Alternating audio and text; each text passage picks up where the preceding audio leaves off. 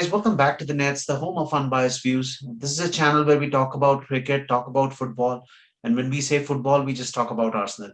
So, we have recently updated the platform. We have also started coming on podcast now, and with me today is Elroy. Hey, Elroy, welcome Hey, back.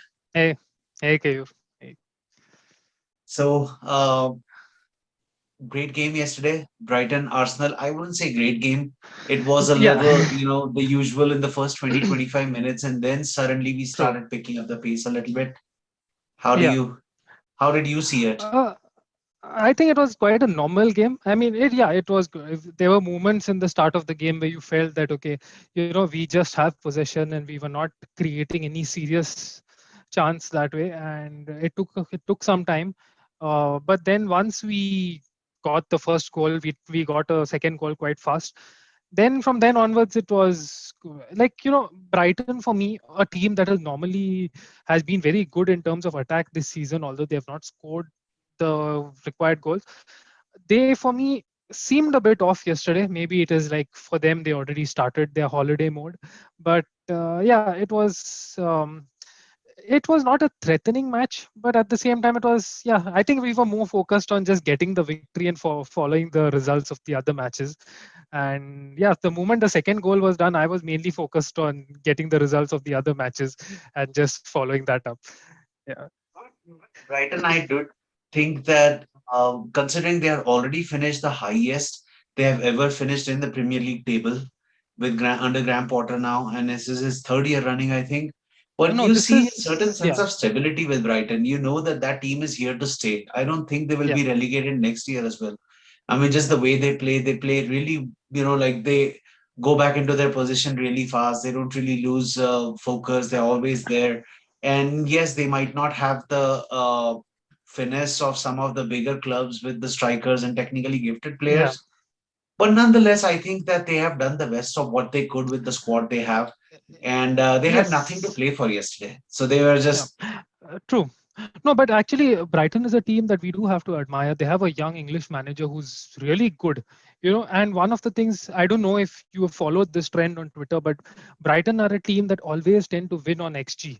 Like most of the time, they always outdo the other teams in terms of XG. So that means that they are creating better goal scoring opportunities and higher opportunities as compared to the opposition.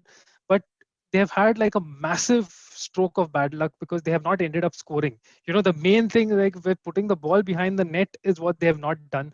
But they have got those really, really good chances throughout the season. So that was quite an ongoing joke between Brighton and XG because they always win on XG, but they don't win the game. So yeah, so it's a team that has a right approach, a good manager, good style of play. Yes, finishing has been a letdown for them, but yeah, I mean, such kind of things they tend to even out. So maybe next season, if they get a better striker, who knows, they might be finishing higher up the table. absolutely. And I was going through a funny stat yesterday where they had taken points of Liverpool, 4 points of Liverpool, 4 points of Yeah. City. They have also beaten Chelsea, I think, this season. And then on the other hand, they have been absolutely poor and have not taken any points from the three clubs that got relegated. Yes, So yes, they have. I was Yeah, looking at that and I was like, yeah, well, with the current form, we play like the three clubs that have been relegated, so we should win this match comfortably. yeah. And that is what happened. But again, takeaways, I know Pepe has been brilliant in the recent years, Pepe but has, yeah. recent few matches, but Okay. no spark from Aubameyang. It just seems like he's lackluster. Uh, yeah, I mean, to be honest, if one person who needed this season to end badly, it is, I mean, just end. That's it. Is Aubameyang. I really hope he gets a nice break right now and comes back with his batteries recharged, his morale boosted, because he's a person who has not been the Aubameyang this season for us.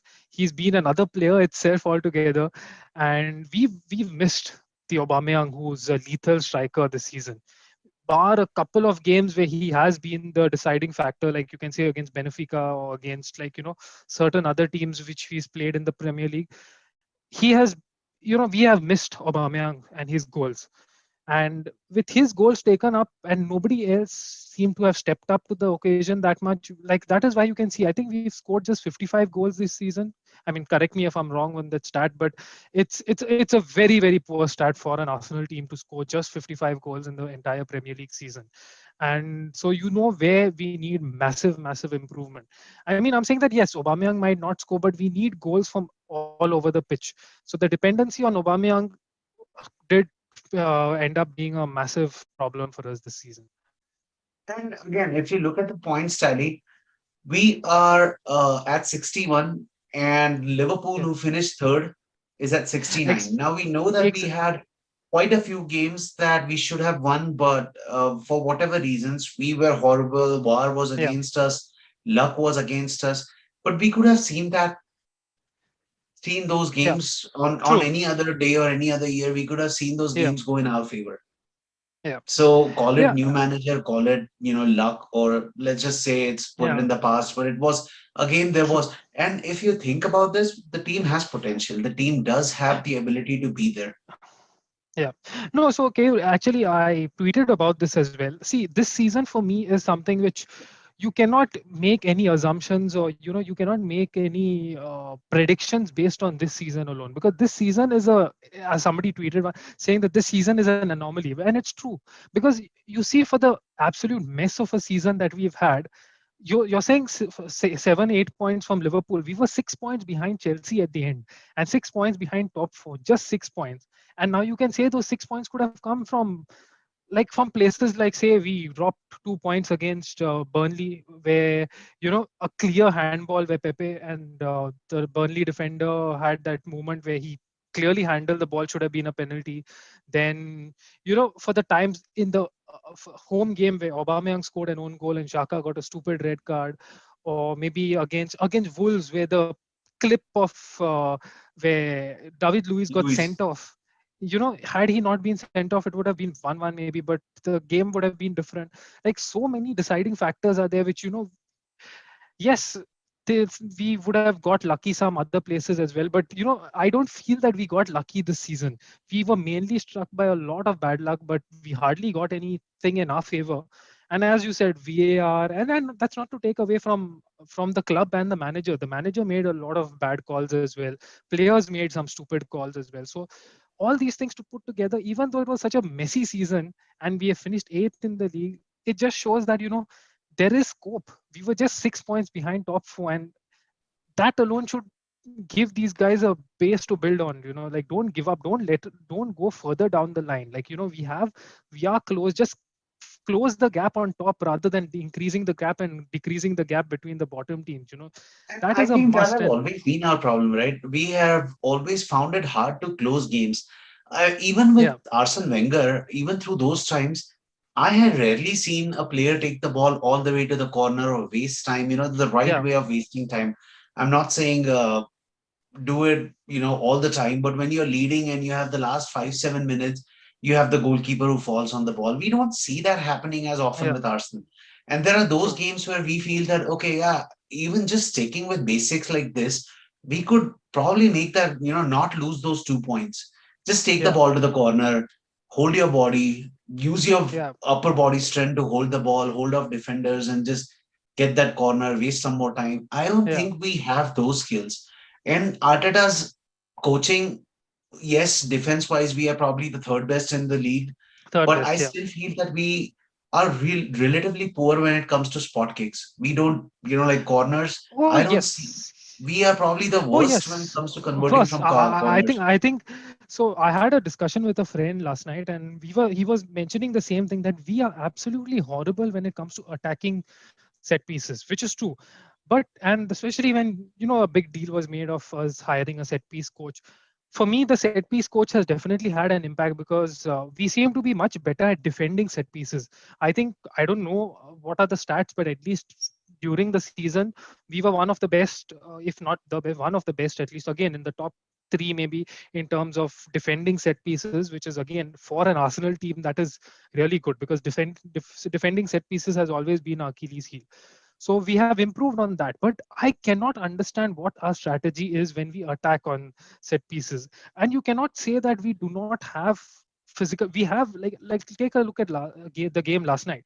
We had we have Gabriel and we have Holding, two guys who are aerially dominant, and we don't make use of that. Like why are we? And even someone like Partey maybe who is quite physically strong. Pepe is a actually seem he's not scored headed goals maybe, but like for our goal kicks, he's the one receiving the balls, the Leno's long passes on on him.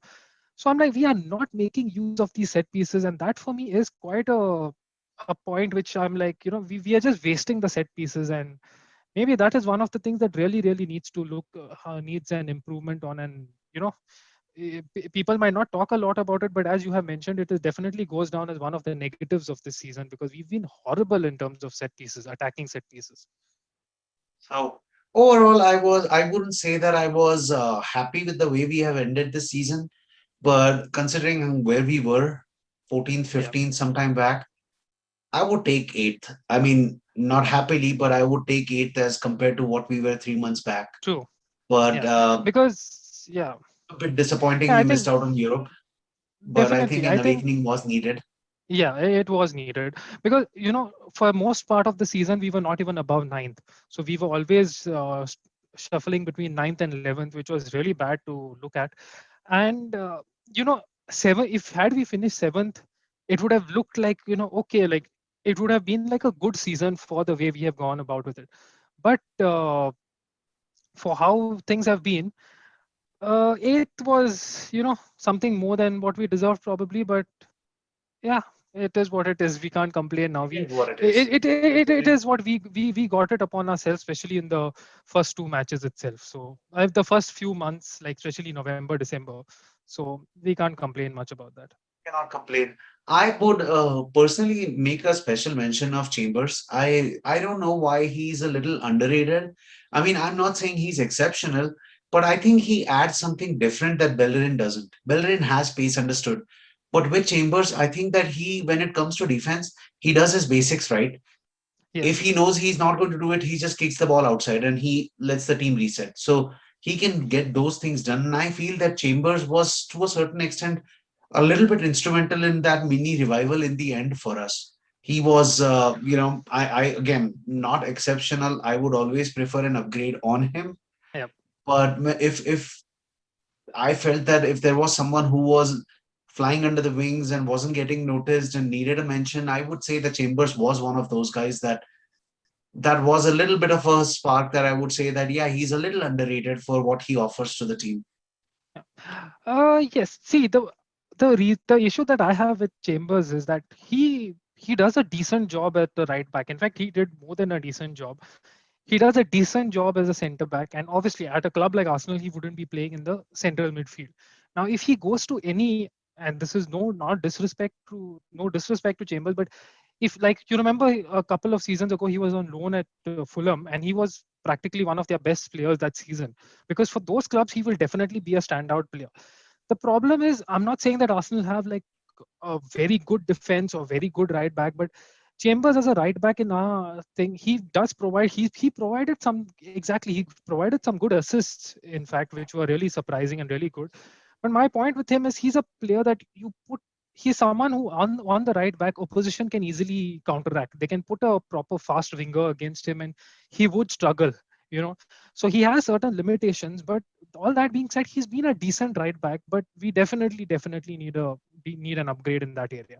There's no, but yeah, I as brought an up under, Chambers as because the problem areas that we have to plug in now is one of them is the right backs. We don't right have a back, yes, consistent face there. yes, I am never going to be convinced with Xhaka. I know that yeah, he is just one of those guys that I don't see us winning in the being in the top yeah, four with a midfielder or a DM like Xhaka and true, Partey has he has been Partey. He has.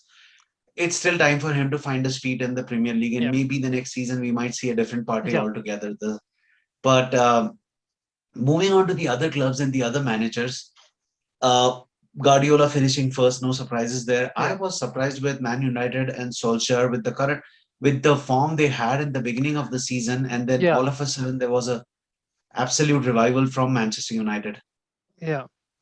So I think that, as I said, it's this is United have been good, no doubt about that. They have good players on the pitch, about and but yeah, as we said, most of their teams have not been consistent this season, and they will be termed as good because they found consistency somehow or the other. Because you see below them, I think it's Liverpool, Chelsea, and then the rest of the team. None of these teams have been consistent. Everybody has had like a consistent run, but nobody has, apart from City and United, nobody has had these long runs of consistency. But yes, even I was surprised because there were moments where you saw United and you're like, okay, this, like, how? But then they've somehow managed to finish second. But then again, you just see the difference because you see the point gap between them and City, and you realize that okay, there is a massive point gap there, which shows that City are just head and shoulders above everyone else. Yeah, head and shoulders above everybody else. United, I think, went the whole season without an away defeat. I don't know if that was, Yes. Yeah, uh, yeah. The but that was something that I read yesterday, that they went a whole Yeah. season without a away defeat. The other exceptional manager that I thought that needed a special mention was David Moyes, and the way Oh he has yes. transformed West Ham. Definitely, definitely. I mean, like credits to him and West Ham. Like, nobody would have ever thought. Like, I remember at the start of the season, after the first 2, 3 games, and in fact, we played them in the second or third game as well. Where, okay, we didn't play that well, but West Ham were complaining because I think they didn't have sufficient, didn't have proper signings, and overall their play. There were kind of some complaints about them. There was a lot of, you know, like West Ham being not being good this season. But after that match against us, I know that they started to take a couple of points and all, and then they managed to stay up above everyone else. They were very close to getting the Champions League, but yes, that was a stretch, no doubt. But hats off to them for getting a direct place in the Europa. I mean, that is like it is an achievement for a club or It like is West Ham, definitely an achievement. and definitely Surprising have full factor, credit with to the David. kind of money that was spent and the kind of strike force that they had, along with the manager, Ancelotti and Everton. I was Yes, absolutely surprised that they did yes, not finish in the top yes, half of the table. They yeah, finished 10th, so I would say technically they are in the top half of the table. But nonetheless, it was a massive surprise that Ancelotti, with the kind of yes, players at his disposal, yeah, and I am a big fan of Sigurdsson. I have just been, I mean, I think he's one of the best when it comes to spot kicks and free kicks. But yeah, him and then Richarlison in the front, they just are a brilliant team. I mean, they are a good team, and yes, surprisingly, they finished 10th, yeah, which was for me yeah, like a massive underachievement for a guy yeah. of Ancelotti's stature. True. True. In fact, I had this discussion last night with some friends that for me, see, when two things. One was when Arteta was hired over Ancelotti. Whether that's a right call or wrong call, we'll get to know in maybe next season or whatever. But for this season, at least, a lot of people, every defeat that Arteta had, people started to bring up that point that we should have got Ancelotti over Arteta, and that was a constant debate. That was second thing is Everton had a good summer. They brought Dokore, they brought Alan, they brought James Rodriguez, they brought Ben Godfrey. They have actually spent a lot of money this season, and they've got good signings. So again, they were compared to Arsenal because, and they have their major shareholders, the one who had shares, who sold his shares from Arsenal. So this thing was there about Everton, where people started to compare them with, like Everton have more ambition than us by spending so much, by getting a better manager and this and that. But at the end, they finished 10th. And they started off really well. And plus, they had an informed Dominic Calvert-Lewin, who was, again, who scored quite a lot of goals. And for them to finish 10th, yes, massive, massive surprise. And for them, in fact, for me, in terms of, you can say, people who have not met expectations, who have done badly this season, it will definitely be that team, Everton. So before we wrap up, where do we go from here? Do you think Arteta has bought himself some more time?